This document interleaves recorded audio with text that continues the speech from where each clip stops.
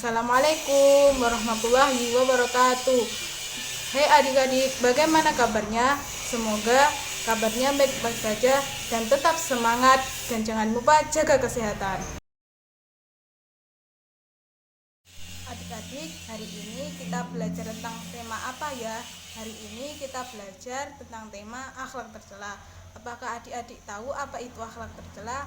Akhlak tercela adalah semua sikap perbuatan yang dilarang oleh Allah apabila melakukannya menimbulkan kerugian baik pelakunya maupun orang lain. Adik-adik mengertikan apa itu akhlak tercela? Kemudian selanjutnya kita akan belajar tentang akhlak tercela durhaka terhadap orang tua. Adik-adik tahu apakah itu durhaka terhadap orang tua? Durhaka terhadap orang tua adalah dalam istilah Islam disebut dengan istilah uququl walidain. Durhaka terhadap orang tua adalah melakukan perbuatan atau perkataan yang menyakiti hati orang tua. Apakah adik-adik pernah menyakiti hati orang tua? Apabila pernah, segeralah minta maaf, karena Allah Subhanahu wa taala tidak menyukai terhadap anak yang durhaka terhadap orang tua.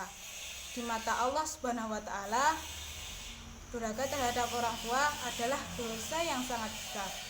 Allah melarang kita untuk tidak melawan orang tua yang diterangkan dalam surah Al-Isra ayat 23. Yang dalam intinya kita harus berbuat baik kepada orang tua, tidak melawan orang tua dan tidak berkata kepada orang tua dan selalu berbuat baik dan perkataan baik terhadap orang tua.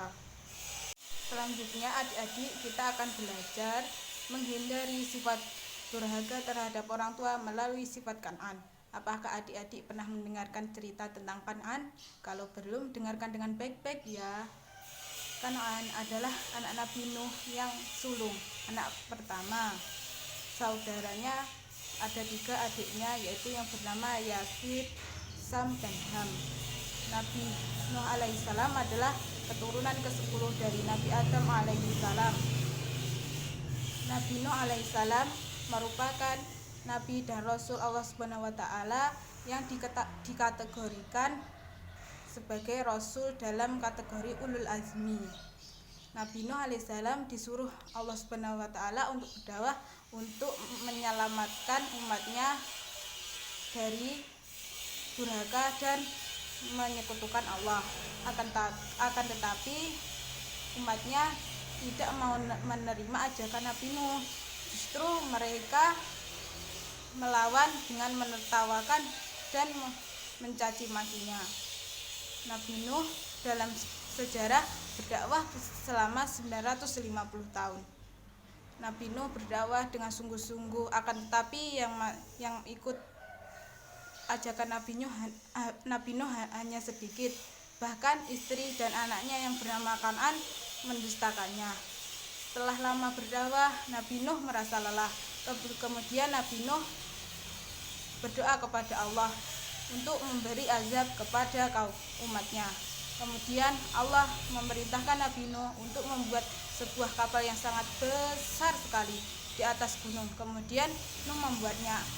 Akan tetapi umatnya malah menertawakannya, karena Nabi Nuh membuat kapal di atas gunung pada saat musim kemarau, sehingga ditertawakannya. Kapal tersebut dibuat selama 40 tahun lamanya dan sudah selesai. Kemudian orang-orang yang beriman disuruhlah Nabi Nuh untuk naik ke atas kapal. Juga burung-burung dan binatang-binatang berpasang-pasangan.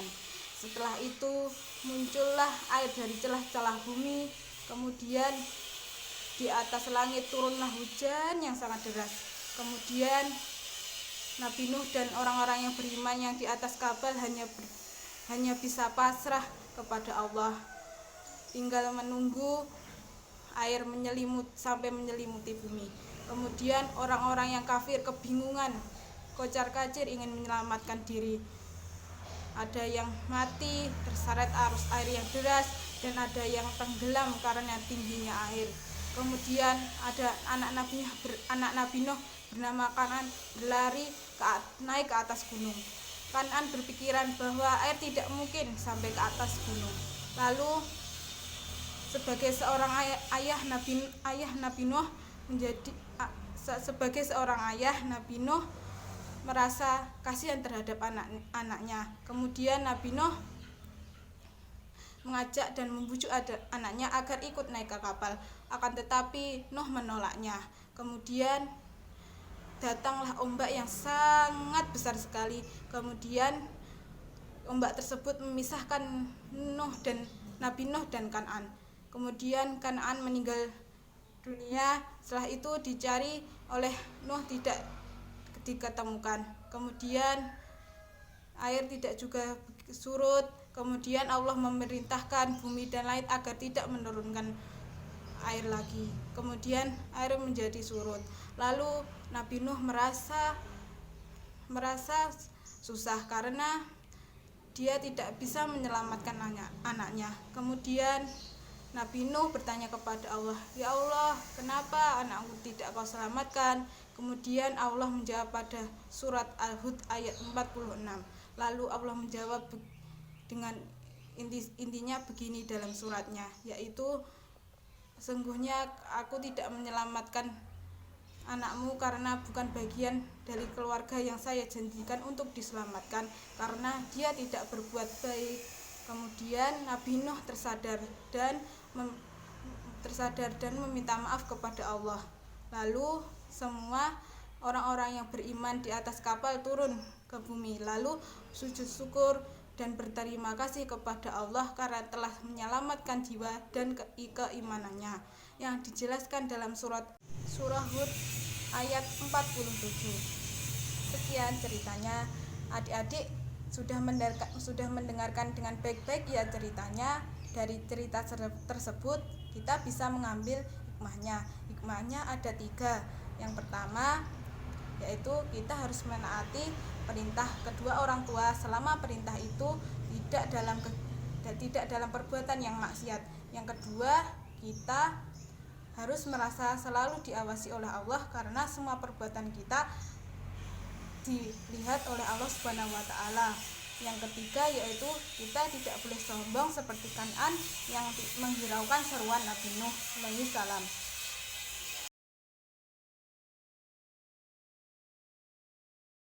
Pembelajaran hari ini dapat diambil kesimpulan yaitu kita harus menaati perintah orang tua, tidak durhaka terhadap orang tua dan selalu berbuat baik kepada orang tua, dan tidak boleh berbuat sombong, dan juga jangan sampai lupa kalau kita dalam berbuat selalu diawasi oleh Allah, sehingga kita harus berbuat baik di kehidupan sehari-hari. Sekian pembelajaran hari ini adik-adik, semoga bermanfaat bagi kehidupan sehari-hari kita. Tetap semangat dan selalu jaga kesehatan. Wassalamualaikum warahmatullahi wabarakatuh. Sampai jumpa adik-adik.